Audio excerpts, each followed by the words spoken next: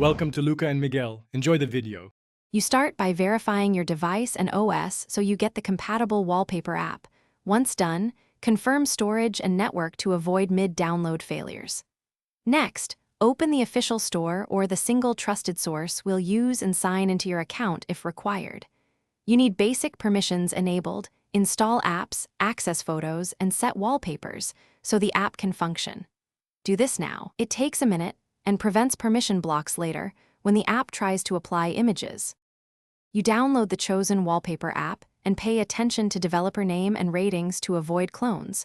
Once downloaded, tap Install and allow only the permissions it needs.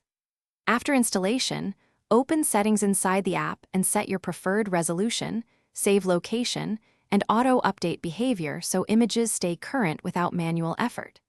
Make sure the app has permission to set the wallpaper. If it offers themed packs, preview before applying to confirm color and crop behavior. This avoids repeat. You now choose an image or full pack, use the crop and preview tools to position content, and apply it to home, lock, or both screens. If it fails to set, restart your device first. Once done, regrant the wallpaper permission and try again. If problems persist, clear the app cache and reinstall. This fixes corrupt temp files.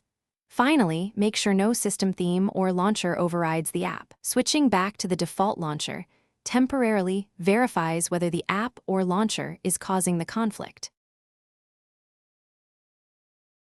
Thanks for watching and please subscribe.